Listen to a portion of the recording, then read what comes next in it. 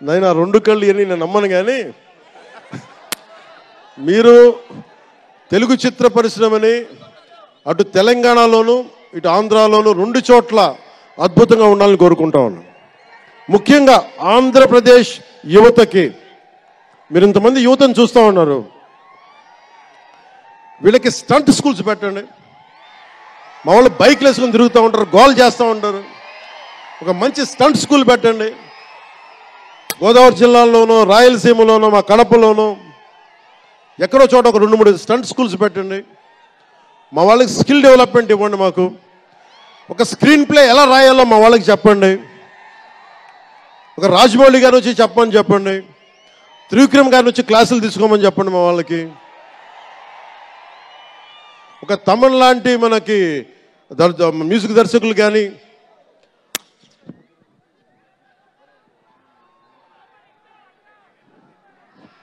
కీరవాణి గారు కానీ, అలాంటి వాళ్ళందరికీ వచ్చి వాళ్ళ స్కిల్ డెవలప్మెంట్ నేర్పించమని చెప్పండి.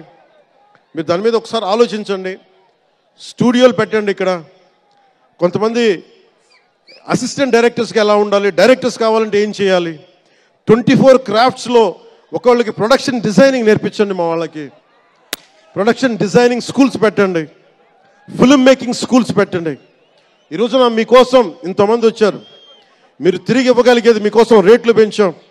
ముఖ్యమంత్రి గారు మీకు అండగా ఉన్నారు, చంద్రబాబు నాయుడు గారు, మేమందరం మీకు అండగా ఉన్నాం. తెలుగు చిత్ర పరిశ్రమని మీ ద్వారా మేము కోరుకునేది ఇంతమంది యువతున్నారు. వీరికి మీ ద్వారా కొంత ఉపాధి కల్పించండి. నేను సినిమాని మాట్లాడుతుంటే నేను టీవీని ఎప్పుడు వదలలేదు. టీవీ మీడియంని చిన్న తెర అనుకో, చిన్న తెర పెద్ద తెర ఉండదు. తెర చిన్నదైనా పెద్దదైనా ఒకటే మాకు. సో మాకు ముమ్మిడివరం లాంటి గొప్ప లొకేషన్స్ ఉన్నాయి. మాకు కేరళకి మించిపోయి ఉంటుంది ముమ్మిడివరం. గోదావరి తీరం చూడండి. అసలు మీరు గండికోట చూడండి కడపలో. సిద్ధవటంకి వెళ్ళండి, అడ్వెంచర్ సినిమాలు ఉంటాయి. అటు వెళ్తే మీరు పార్వతీపురం వెళ్ళండి, మన్యం ప్రాంతం అద్భుతంగా ఉంటుంది. మీరు లొకేషన్స్ని ఎక్స్ప్లాయిట్ చేయండి. ఇక్కడ అందరికీ మేము సౌకర్యాలు కల్పిస్తాం. మా దుర్గేష్ గారికి కూడా చెప్తా ఉన్నాను, మనకి కూర్చొని ఇక్కడ టూరిజం డెవలప్ చేయాలి. అందుకని మీకు తెలుగు చిత్ర పరిశ్రమకి ఆంధ్రప్రదేశ్ ప్రభుత్వం అండగా ఉంటుందని తెలియజేసుకుంటూ, మీకోసం ఒళ్ళు వంచి పనిచేస్తానని తెలియజేసుకుంటూ, మరోమారు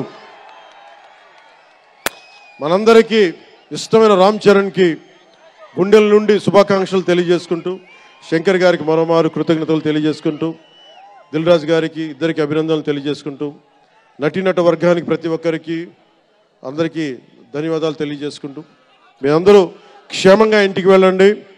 ఇంట్లో అమ్మా నాన్నని అడిగానని చెప్పండి.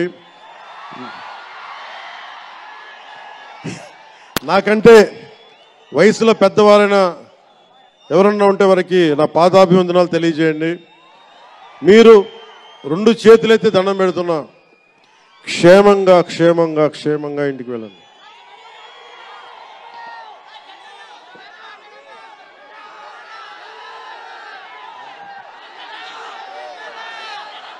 మీ అందరికీ మరోమారు ధన్యవాదాలు తెలియజేసుకుంటూ, తెలుగు తల్లికి దండాలు తెలియజేసుకుంటూ, మా తెలుగు తల్లికి పిఠాపురం మంచి సంతోషం.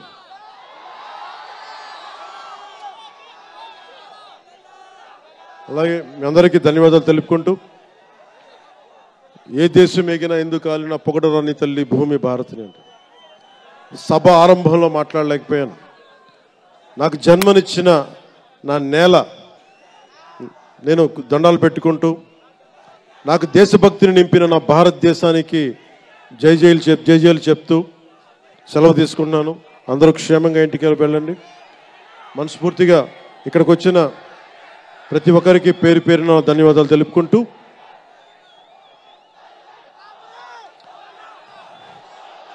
జై ఆంధ్ర, జై భారత్, జై హింద్.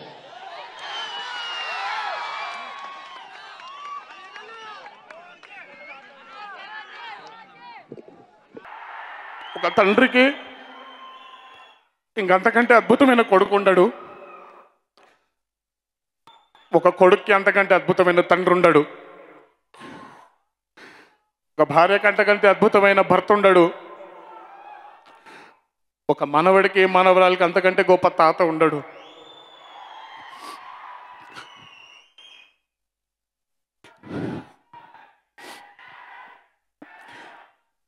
బ్రతికి ఉన్నంత వరకు ఎన్నిసార్లు నాకు ఆయనకి చెప్పాడో నాకు తెలుసు. అయినా నానా మనం ఏదో చాలా గొప్పవాళ్ళం అని కాదు, ఒక మహానుభావుడు కడుపున నేను పుట్టాను, నా కడుపున మీరు పుట్టారు. ఆ రోజు నుంచి ఈ రోజు వరకు అందరినీ మోసుకెళ్ళేది వీళ్ళే.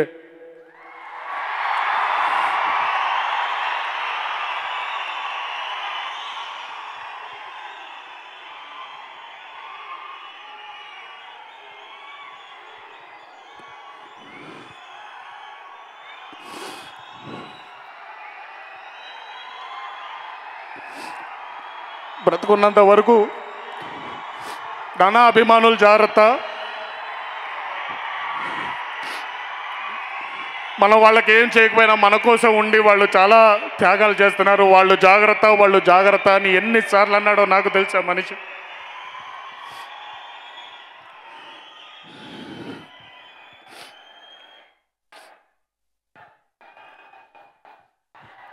ఒక్క చిత్రం విడుదల చూడడానికి ఆయన ఉంటే బాగుండేది.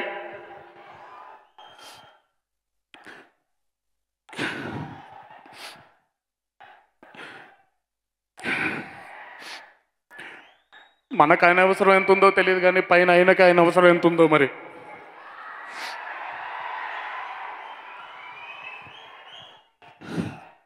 చాలాసార్లు ఆడియో ఫంక్షన్స్లో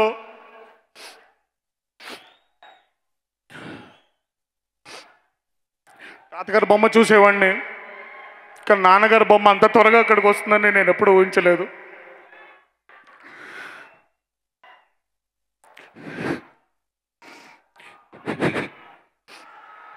భౌతికంగా మన మధ్య లేకపోయినా మీ అందరి మధ్యలో, మీ అందరి గుండెల్లో, మీ అందరి మొహాల్లో ఇన్ని చూస్తున్నాను.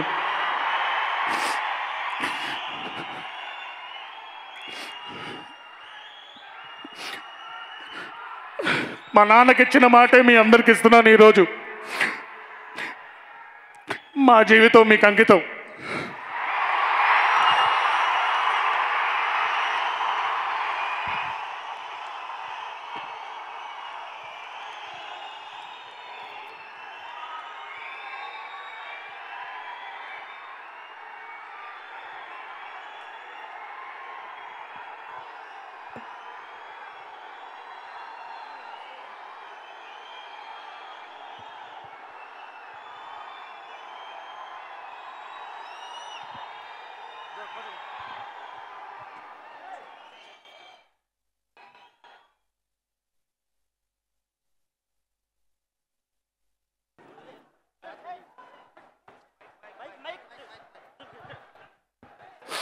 ఇంకొక మాట,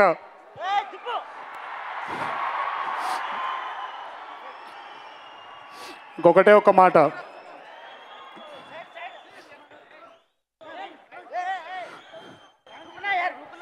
నాన్నకి ఎలాగో చెప్పలేకపోయినా మీ అందరికీ చెప్తున్నాను, జాగ్రత్తగా ఇంటికి వెళ్ళండి. మీకోసం ఎదురు చూస్తాం, మీ కుటుంబాలు మీకోసం ఉన్నాయి. ఎప్పుడు చెప్పేది ఒకటే మాట, నడి రోడ్డు పైన నిల్చోవలసిన పరిస్థితి వచ్చిన రోజు మీకు ముందు మీ కుటుంబం, ఆ తర్వాతే మేము.